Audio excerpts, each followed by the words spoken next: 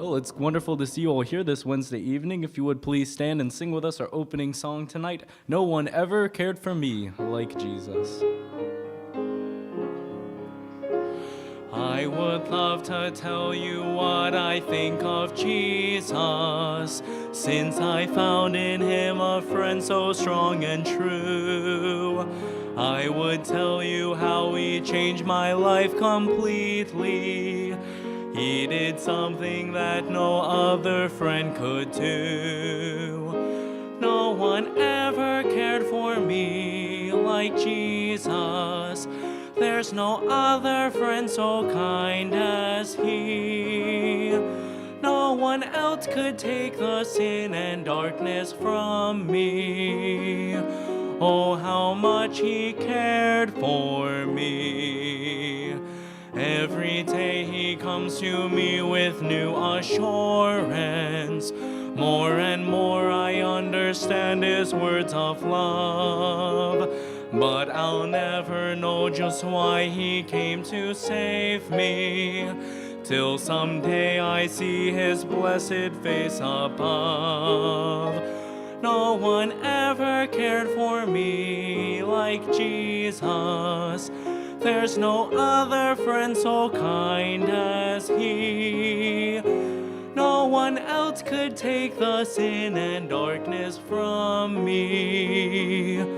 Oh, how much he cared for me. Wonderful singing. Please remain standing for a word of prayer.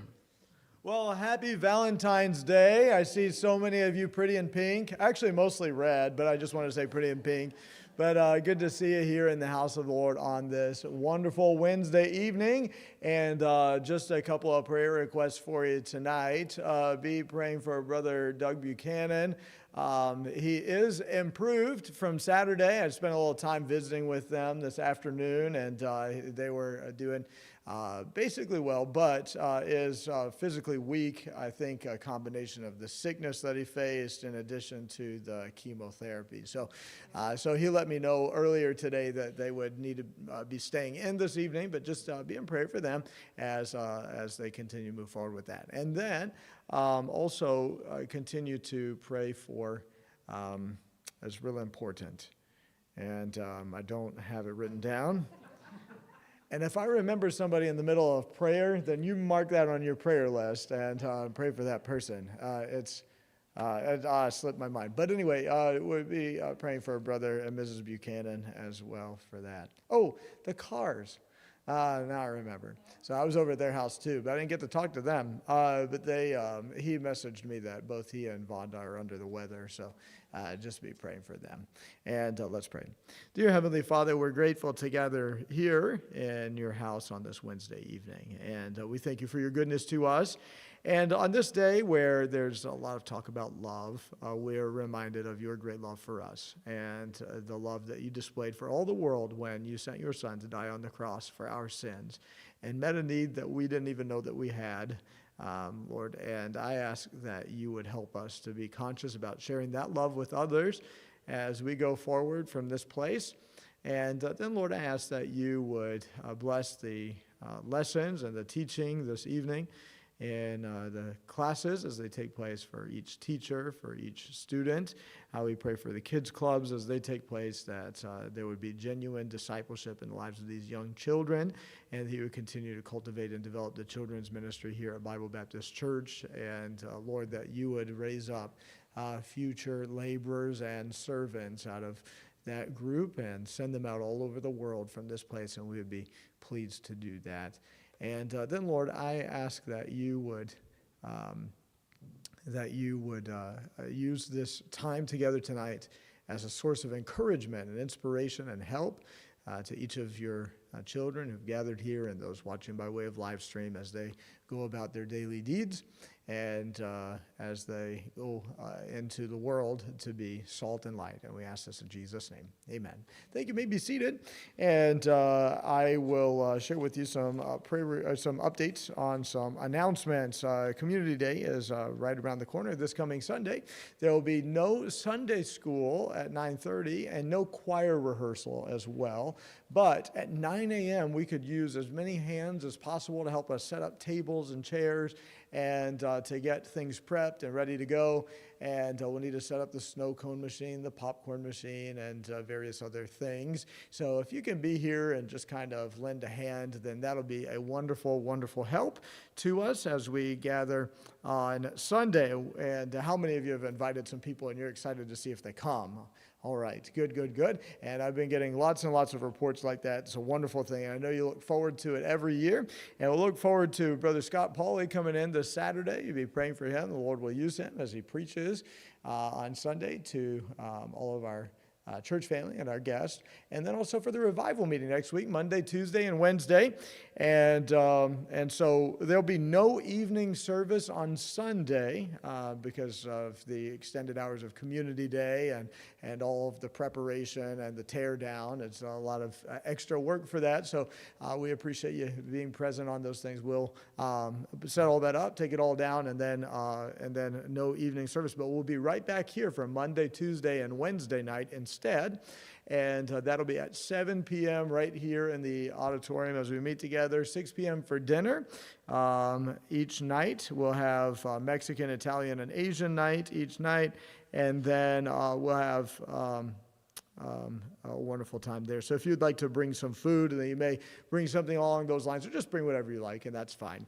And those just helpful guidelines to serve as a source of inspiration for you as you think about potentially bringing some food. But I mean, we're not going to come around and give you purgatory points for not complying with the, I don't know how that works, but but anyway, somebody was talking to me about whether or not it was Ash Wednesday. I'm like, I don't know. My collar's on the right direction. I'm not sure what's going on over on the other side of the railroad tracks there. So financial team meeting Sunday, February 11th after the evening service. And that was this past week. We already did that. Super Soul Winning Saturday, though, is this coming Saturday, February 17th at 10 a.m. And we'll meet over in the social hall and for a time of encouragement and refreshment, and then go out from there to invite people to Community Day.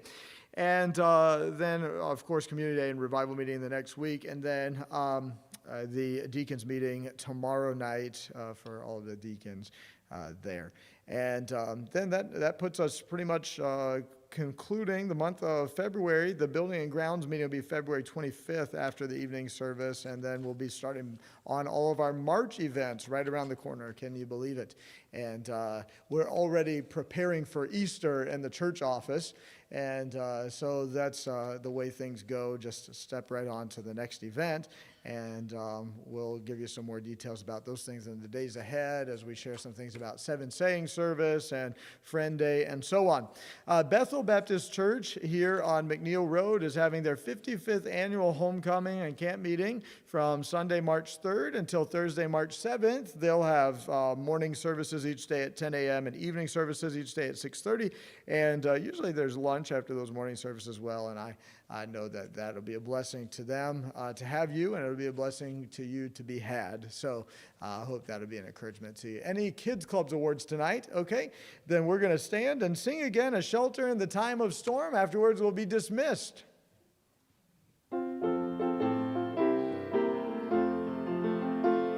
The Lord's our rock, in him we hide, a shelter in the time of storm. Secure whatever ail betide, a shelter in the time of storm. Oh, Jesus is a rock in a weary land, a weary land, a weary land. Oh, Jesus is a rock in a weary land, a shelter in the time of storm. O rock divine, O refuge dear, a shelter in the time of storm. Be thou our helper ever near, a shelter in the time of storm. Oh, Jesus is a rock in a weary land, a weary land, a weary land. Oh, Jesus is a rock in a weary land, a shelter in the time of storm. Wonderful singing, you may be seated. Okay, good. I thought I was going to dismiss it. That's okay. You can be seated, remain standing, whatever. I just have a quick announcement that we're going to need help on Monday, Tuesday, and Wednesday. No, just Tuesday and Wednesday for the Johnsons and Scott Pauley to feed them for lunch. I missed one announcement. I apologize. See my wife for details. You may be dismissed.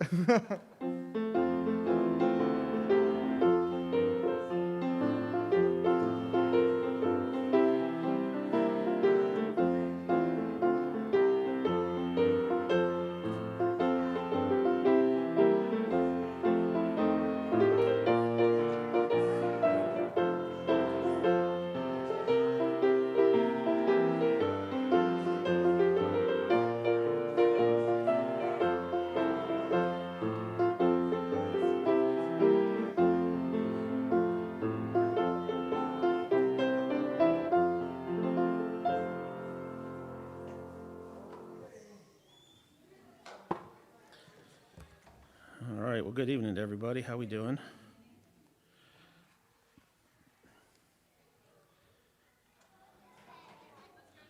Not afraid of technology. I'm just afraid I'm going to hit the button and switch the slide on myself. It's something I would totally do. Well, I feel like I should be talking in John chapter 11 again, but I think 6 weeks was enough for what we got through. I don't know. Hopefully you guys enjoy. There we go. Enjoy going through the death, burial, and resurrection of Lazarus. I don't think I've ever taken that long on a study for something like that. But kind of enjoyed it last week, looking at the possibility of seeing it from how Lazarus would have seen it up in heaven. Kind of having the exact same conversations as Mary, Martha, and the others did down here, just in a different way. So I really enjoyed that. I personally learned a lot from it. I know you guys... I know we always think that the guy who teaches it probably gets more out of it than you do because of all the study that goes into it and the thinking and how God works in your own life. So I know next week got revival services, so I have to do a one and done lesson, which is apparently unusual for me now. So I did 5-6 weeks on Good Samaritan, but we're going to go to Luke chapter 18. Luke chapter 18, if you want to join me there. Most of you who have known me by now realize that I don't look at anything normal, do I? I seem to have my own way to see things, and I don't know if that's always good or bad. But we're going to look at a very familiar person tonight, and I think, and you probably also learned this about me. My favorite studies in the Bible are about people. Is it bad to say that a guilty pleasure is reality television sometimes? Mostly because I like the study in human nature, to see how people react, how people will change their mores and values to, fit a setting or how they'll just do. And I really enjoy trying to look at people in the Bible and to think beyond just in this case tonight, 10 verses. That's it. We're going to read straight through it, and you're going to recognize it. So join me in Luke chapter 19, if you will.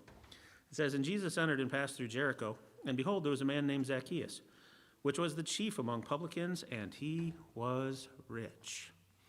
And he sought to see Jesus, who he was, and could not for the press, because he was little of stature.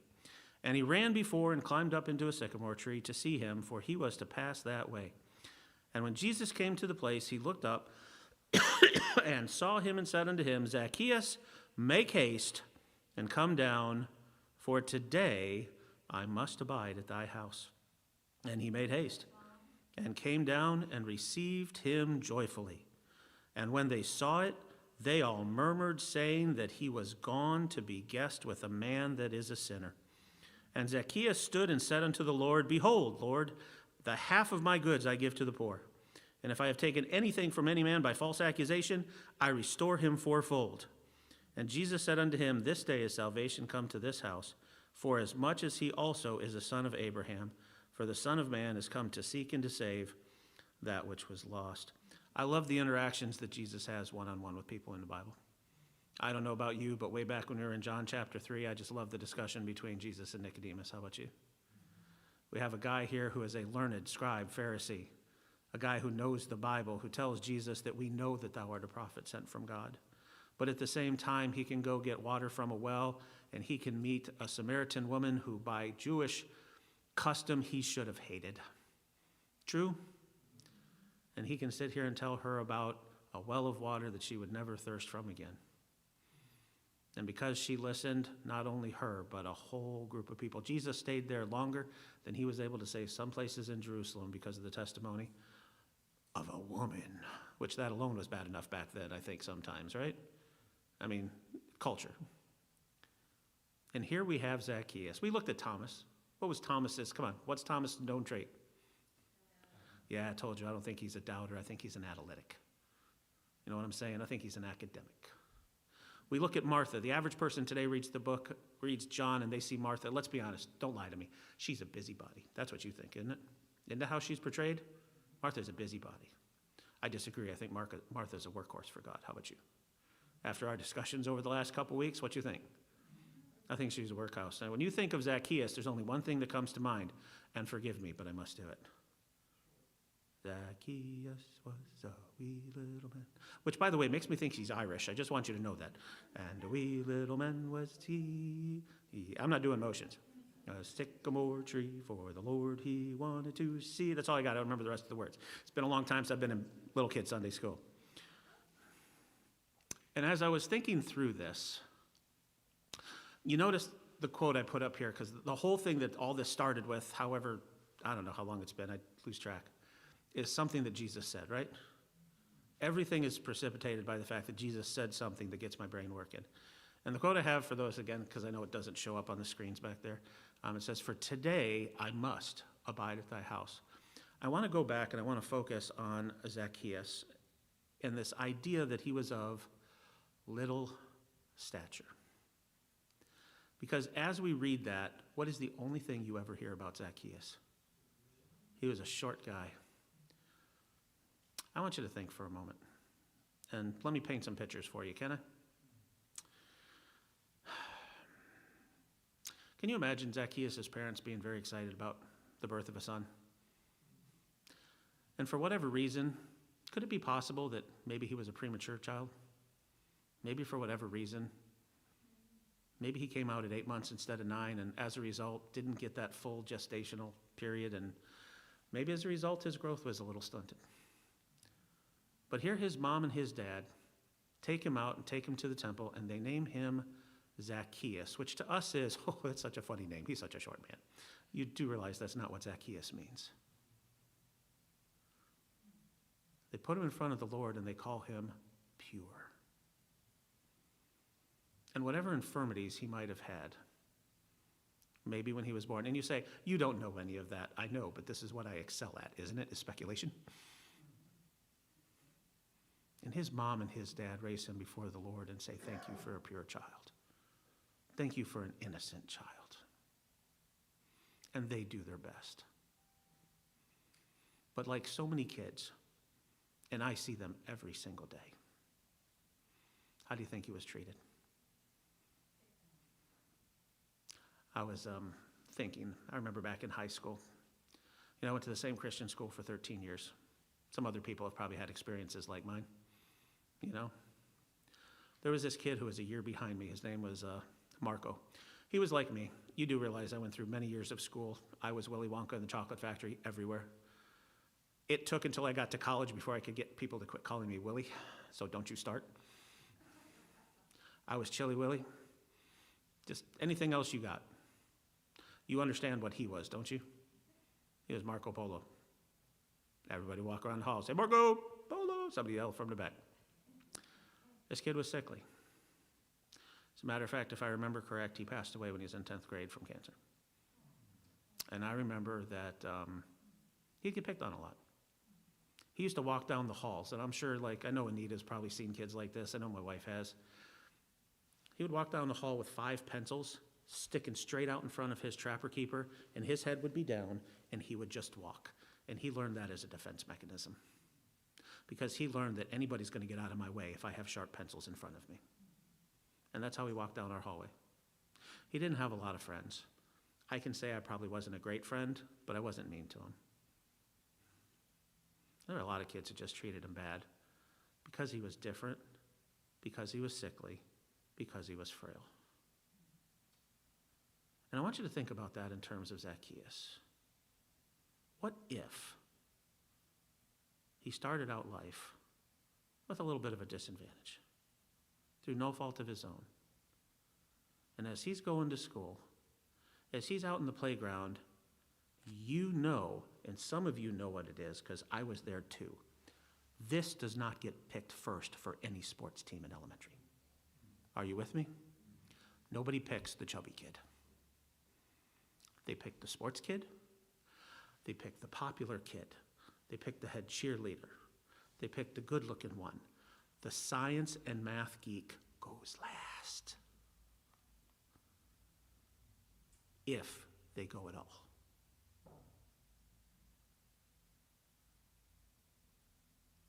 And the kid's walking down the hall. Hey, Zacchaeus. Can you hear the snide comment just in the name? Hey, innocent. Hey, pure.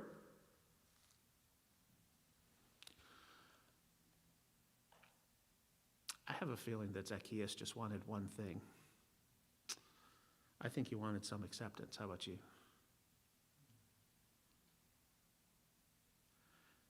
Zacchaeus wanted to be accepted by his peers. And he spent probably most of his young life being rejected. He was of small physical stature. But he learned. There's a way to get respect, yes? It wasn't necessarily the respect he wanted, but where did he find his respect? How do I get other people to respect me? I think he started with knowledge. I'll tell you what, I took a PE class at Pensacola Christian College. I was a not very smart person. I did not want to take PE my freshman year, so I didn't, which means I ended up having to take all my PE classes at the very end. My very last semester, I had to take a PE class. There were only 2 that fit in my schedule with the way I needed to do student teaching. I had my choice, go to weightlifting or go to gymnastics. And my mentality was, I'm going to embarrass myself in either one. So I chose gymnastics, which is not really smart. I want you to understand that in this gymnastics class, without a doubt, I was the smartest guy in that room. Who got the worst grade? Because the midterm exam was, how fast can you run a mile? Everybody's running 5 laps around the soccer field. They're done. I'm on lap 3. Coach Martin, you remember Coach Martin, love? Coach Martin gave me a D out of the goodness of his heart on my exam. I failed it. I mean, literally, according to the time, I'm sitting here running. Everybody's looking at me going, what do you want? I'm a science major. Do you remember Kit Patterson? Kit Patterson was a PE major with a science minor. He was in our grade. I remember he came out on the last lap and ran with me. Thanks, Kip, which, by the way, was nice. Made me run a little faster, but made me feel even worse. And if that wasn't bad enough, do you know what the final exam was? It's bad enough the midterm is run a mile as fast as you can. The final exam is run for 12 minutes and see how many laps you can get. Still don't think I made a mile. Coach gave me a D. Not a joke. Got the worst grade in the class. Smartest person in the room. I aced every test. But I couldn't do any of this. Once only did I land a front flip. The crowd went wild. It never happened again and has never happened since. And will not. But you know what I know? I can get my respect from knowledge. I think Zacchaeus buried himself in books. I think Zacchaeus buried himself in the law. I think Zacchaeus buried himself in the fact that he understood business. How about you? And if I may, can I go back to something we read that the Pharisees said last week? Remember how the Pharisees said that it is better for one man to die for the nation? That was quite prophetic, wasn't it? Than for the whole nation to die? Zacchaeus said, oh, I'm supposed to side with the winners? Is that what I learned throughout all of school? You want me to side with the winners? Well, guess what? Guess who the winners are? It ain't you. So you know who I'm siding with? I'm going to the Romans. They need a lackey, I'll be their lackey. You don't think I have a tough skin? You don't think I can take what you dish out? I've been dealing with it my whole life. By the way, is this different than you've ever heard Zacchaeus before? Good. Because you see, Zacchaeus was not just small in stature physically.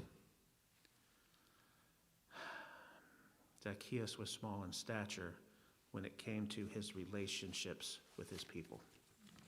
Did you realize that? Zacchaeus didn't have a clue socially how to deal with the Hebrews.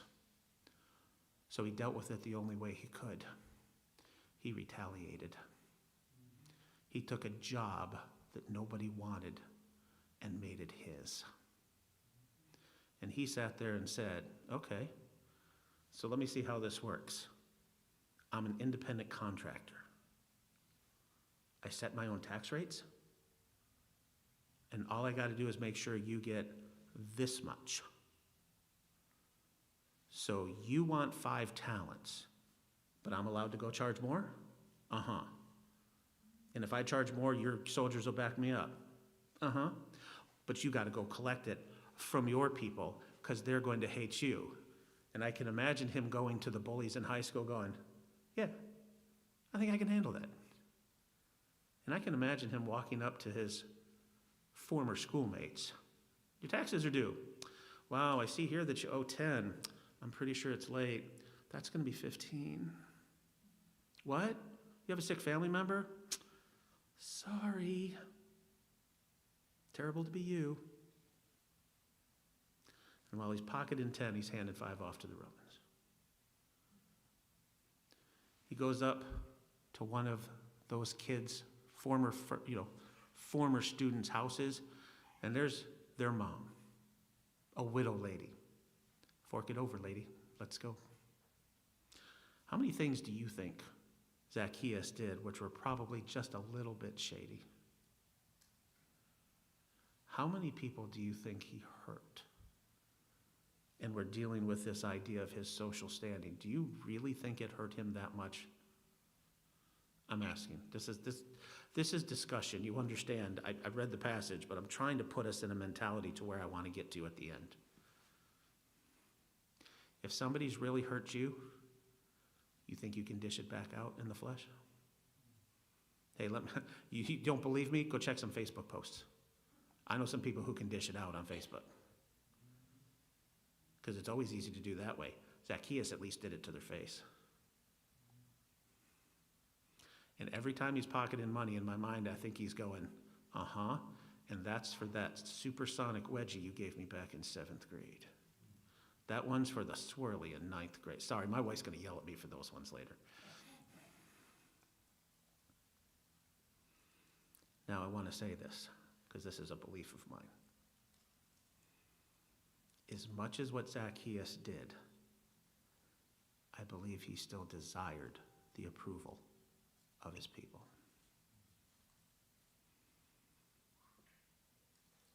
I don't really think deep down Zacchaeus liked being hated by the Israelites.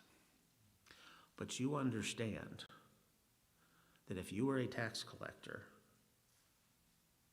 that if you were a publican and you were, what's it say at the end of verse 2? Rich. May I remind you that he was rich. He was successful. This short little guy was walking around with the gold rings, the big chains, the Armani suit, not a black sweat jacket, the Armani suits. As my father-in-law used to say, riding his chariot with the gold spinner wheels on the side. But he wasn't happy. Because deep down, and we all know this, money doesn't make you happy. If money made you happy, all you got to do is go to Hollywood. All you got to do is look at athletes. I mean, there are people swimming in money. And those same people are destroying themselves, are they not? As much as I think there might have been a momentary pleasure of happiness when he doled out a little revenge in his mind, do you think when he went back to his place at night, he went back and went, yeah? I think he probably went back and sobbed sometimes and went, man, I can't believe what I turned into. And every time he heard his name, what's ringing in his head? Here's his mom going, hey, Pure, how you doing today? Did we do something good today for somebody? And his answer had to be no. It's a different way to think of Zacchaeus, isn't it? Because you see, that leads us to the third thing about being of little stature. See, Zacchaeus wasn't just little stature when it came to his height. Zacchaeus wasn't just of little stature when it came to his social standing with his peers. Zacchaeus was of little stature when it came to his spirituality. May I remind you, he was the son of Abraham. He was a Jew. He was Hebrew. He was Israeli. So what tribe was he from? I don't think the Bible tells us.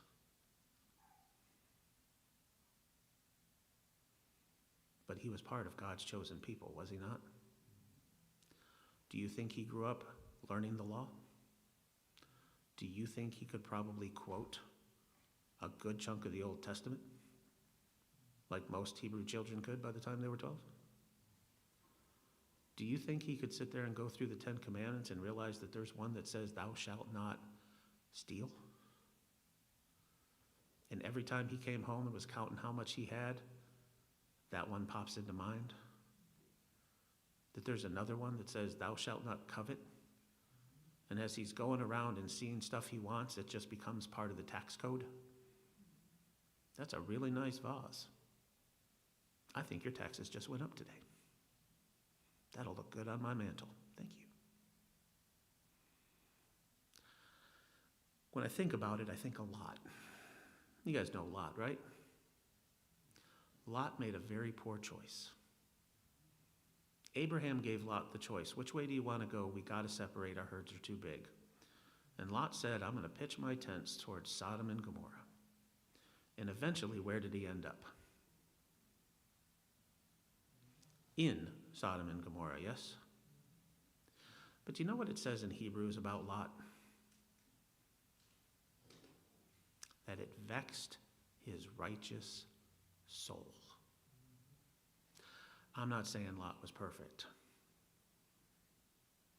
But we sometimes look at Lot and go, oh man, what a backslidden heathen. How could he do that? Lot made a choice. Lot lived with his choice. Lot's choice destroyed his family. But you realize the Bible said that it vexed his righteous soul. I wonder how many times with this spiritually small in stature that Zacchaeus was, that he went home and cried about what he did, because in his mind he knew how much he was disappointing his mom, his dad, his nation, and he just didn't know what to do. Until one day.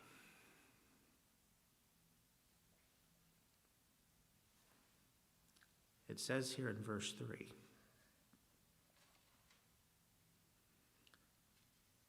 that he sought to see Jesus, who he was. You realize that there are tons of people out looking for a spectacle. Would you agree?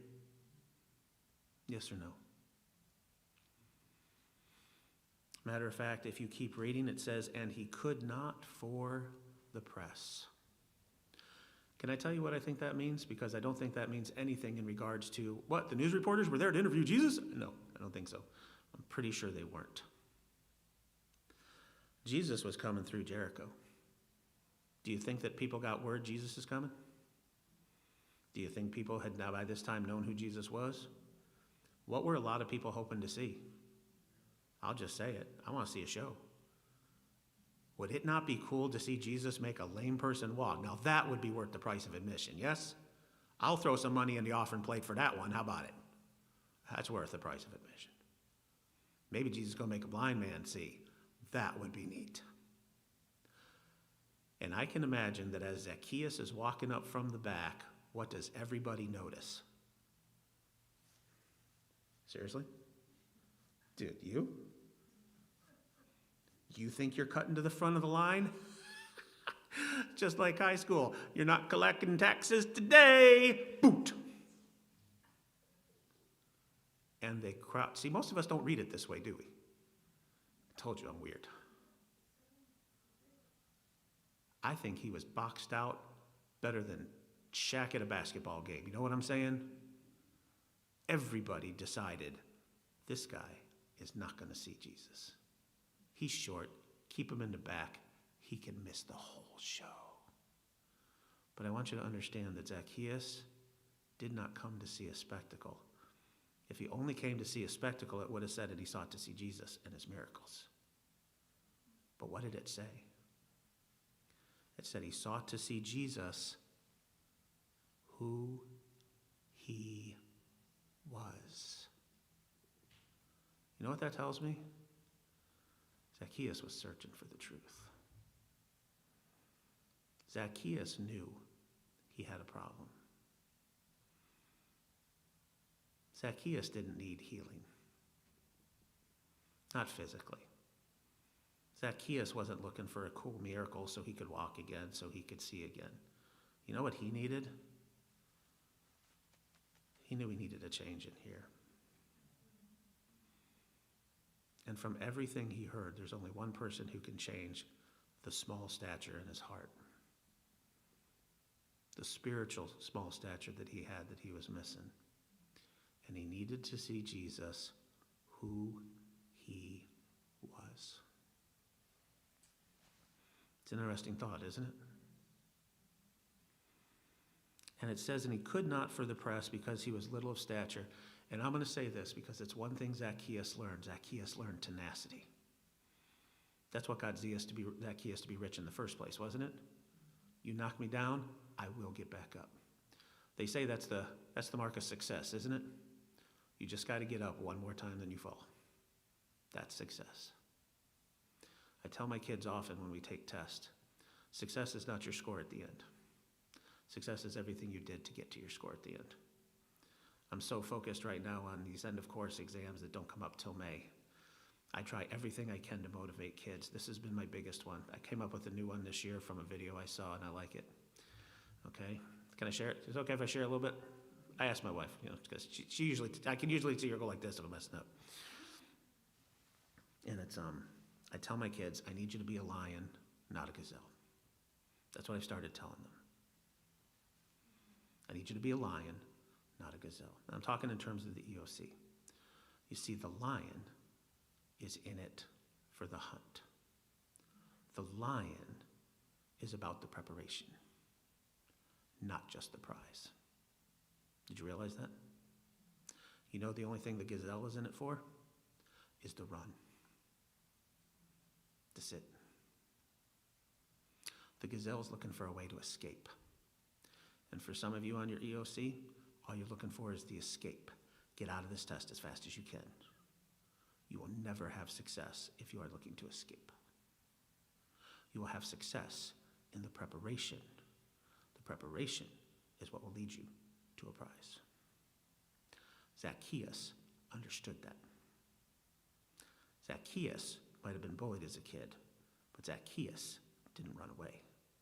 Zacchaeus learned to be successful in adversity, yes? So Zacchaeus says, you're going to box me out? There's more than one way to see Jesus. You don't think I know how to climb a tree? I've been climbing a tree since you kids were chasing me when I was 5. And a sycamore tree might be slick, but I can climb one with the best of them because I had to learn. And he says, I know where the road goes. He said, I got this. And he takes off. Matter of fact, if you go to, I've never been there. Don't know if I would ever want to. It's just not my thing. But I believe that there is a tree that they mark off in Jericho that they kind of say, this is Zacchaeus' tree. Kind of like, because obviously you got to have a tourist attraction for it, don't you? Anybody been there? Am I right? I think I saw that somewhere. It was on the internet, so it must have been true, right? I mean, we know that there's a Samaritan Inn somewhere along the road. I told you that one. All right, nobody's going to agree with me. Okay, we're just going to pretend. It's okay, we can pretend. It says in verse 4, and he ran before. I told you, he understood. It says, and he climbed up in that sycamore tree because he knew nobody was following him up there. And he's like, that's okay. You want me to be taller? I'll be taller. I can sit out on a branch. It won't break. Trust me, I've been here. I come here often. It's a great thinking spot. Now, he's sitting up here in a place where most people aren't looking.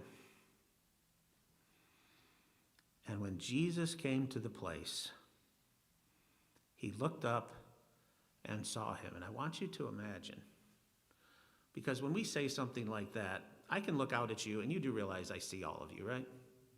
But do I really see you? I hate to say many times as a teacher, I see without seeing. Do you know what I mean? Those of you who have taught understand. I see you, but there's a difference between me seeing you and me seeing you. Get off your phone. Put it away. Which is what happens when I see a kid, you know what I'm saying? Because as soon as I see that, now I see you. In other words, I'm making eye contact, yes?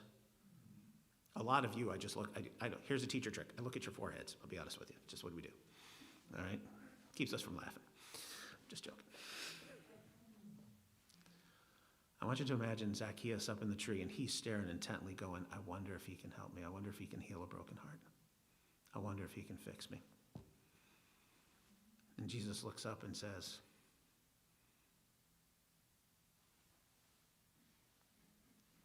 I don't know if he did this. It would be cool.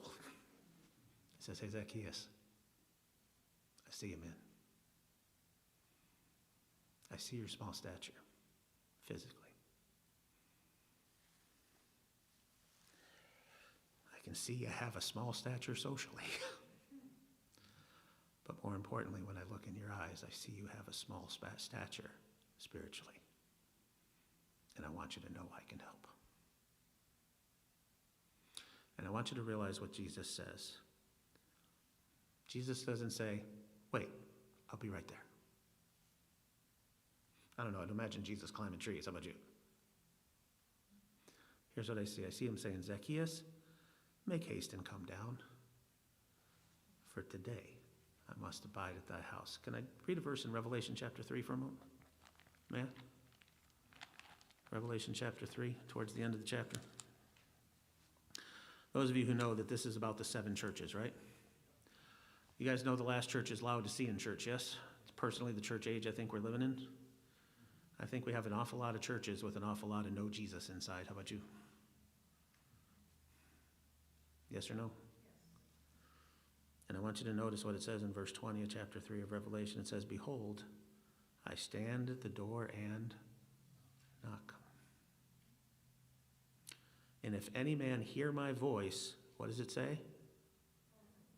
And open the door. Does Jesus open the door? Jesus ain't forcing himself on anybody. Salvation is a free gift. But God says we have to take that gift, yes? Jesus doesn't come in and cram that gift down our throats.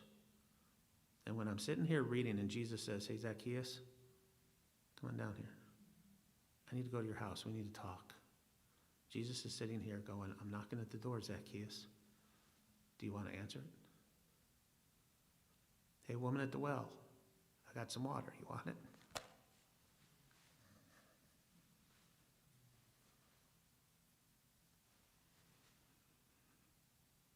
And I love verse 6 back over in Luke. I don't know about you. I changed a light bulb outside this afternoon. My wife, first thing she said is, you be careful getting on that chair. Because I didn't grab a ladder, I grabbed a chair. Just, literally, just had to step up. I can tell you anymore. Yeah, I could have fallen. I'm not all that coordinated anymore. Not like my buff high school soccer days.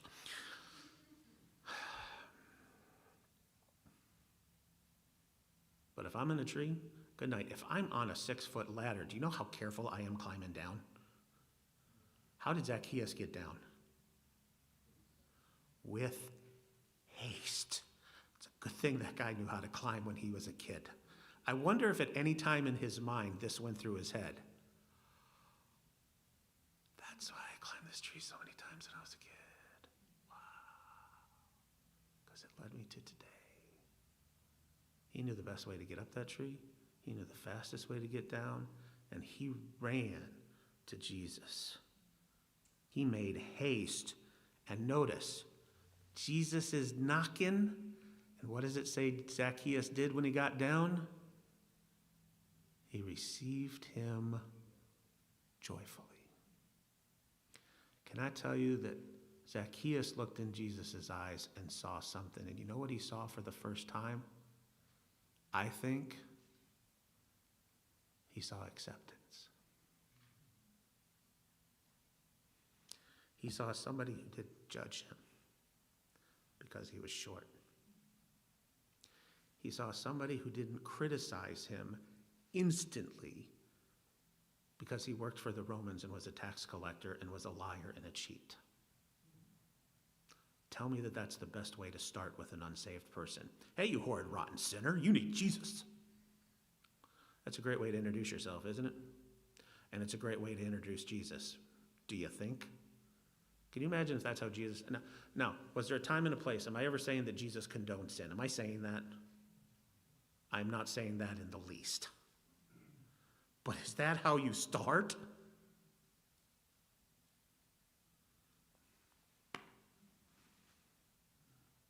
I'm reminded that Jesus washed feet. The Son of God washed his disciples' feet. Feet are gross. Feet are nasty. And Jesus looks at this guy with compassion. He says, all you got to do is receive it, Zacchaeus. And I want you to notice what all the good Hebrew people said in response. It's one of the stupidest things said in the Bible. I know I'm not supposed to say that, so please don't play that for the kiddies. Are you ready? It says in verse 7, and when they saw it, they all murmured, saying, what? Read it with me out loud. That he was gone to be a guest with a man that is a what? How are we all born? As sinners. When the Pharisees brought the woman who was caught in adultery and threw her at the feet and said, we're supposed to stone her, what did Jesus ask them? Or what did Jesus tell them? You who are without sin, you start. And what did they all do? They dropped their stones and walked away. Do you understand why I say it's one of the most stupid comments in the Bible? Jesus is going to be a guest with a man that is a sinner. That's right. God took human form for 33 plus years and dwelt among every sinner that ever existed.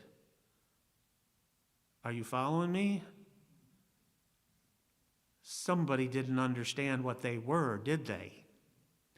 Because somebody was looking at Zacchaeus' physical stature, his social stature, and his spiritual stature, and saying, I'm better than him.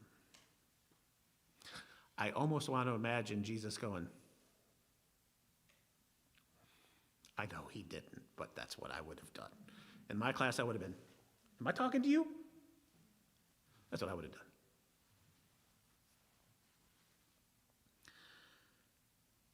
And Zacchaeus stood and said unto the Lord. Now, I have to put a little bit in between verse 7 and 8. You know, when I started this at 10 after, I was like, how in the world are they going to give me 50 minutes? I don't have 50 minutes to talk about. It never seems to be a problem that I do, though, don't I? I apologize for that. I imagine between 7 and 8 what happened. I imagine Jesus standing next to Zacchaeus, and they're walking to his house. And I can imagine Zacchaeus is on his tippy toes, trying to get a little extra height. I can imagine there's a little bit more pep in his step. How about you? And I can imagine a bunch of people following along going the whole time.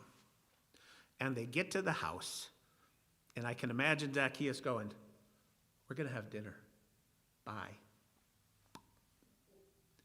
And I can only imagine what's going on outside waiting. And I wish, this is one of those times, you know, you wish you could be a fly on a wall. Would I love all the conversation that happened between verse 7 and verse 8 as Jesus expounds to him God's love? As Jesus says, I can heal a broken heart. You with me? As Jesus says, you might be small of stature, and I'm not changing that for you, Zacchaeus. I could make you grow, but that ain't what you need. You don't need another 3-4 inches on your height. But you know what you need? You need another 3-4 inches on your spiritual stature. And as a result, we'll get that social stature with your fellow man fixed. Because I want you to realize about Zacchaeus, Jesus didn't tell Zacchaeus, you need to go make it right. Jesus told Zacchaeus, you need Jesus. You need me. Zacchaeus realized, because Zacchaeus knew. I believe Zacchaeus knew the Bible because of his background. Oh, I'm sure he probably forgot a lot of it. I'm sure he probably ignored it. Let's be honest. Aren't we all good at that?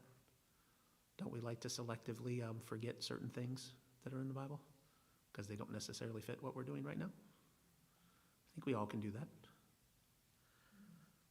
But when Zacchaeus is done, it says, and Zacchaeus said unto the Lord, he said it, Lord, catch this, half of my goods I give to the poor. Half. He says, Lord, I've become a very rich man doing what I do. And most of this is ill-gotten gains. It needs to go back to people who need it more than I do. I've got way too much. I was talking with the lady. I went to the doctor today, and I had a lady come in who, former teacher at my school. She's retired now, but she does some subbing. And she came in early because of my schedule, and we were sitting there talking at my lunchtime before I left. And she said, yeah, she says, I'm going on a cruise with a friend. And she said, my friend told me she has so much money. She says she can't spend it all. She says her daughter will be very wealthy when she's died. She says she's taking me to Alaska. She says it's a $20,000 trip. I said, I need to meet your friend. Not really, but you get my point. Oh, and that wasn't it. Did you catch what it said? And I want you to really understand the significance of this. And if I have taken anything from any man by false accusation, I restore him how much? What was Zacchaeus' job? You know what he was probably really good at? Record keeping. Do you think he had a list? Do you think a guy who grew up bullied kept a list? Who did I get today? How much did I take him for? Do you think there was a master list he had? I don't think he said something that he couldn't back up, because it sounds great, doesn't it? Oh, well, if I took something, I'll make sure I get it back fourfold. That makes me sound spiritual. But if you can produce the receipts, I've been doing this job for 20 years. I got 20 years of wrongs that I'm going to spend the next while to make right. Do you get that? And I want you to notice what Jesus says. And Jesus says, this day, salvation has come to this house. For as much as he also is a son of Abraham. And then verse 10 has to go back to verse 7. Verse 7, he was gone to be a guest with a man that is a sinner. When I get to verse 8 and Zacchaeus says what he says, I believe the doors have been opened and he's telling everybody.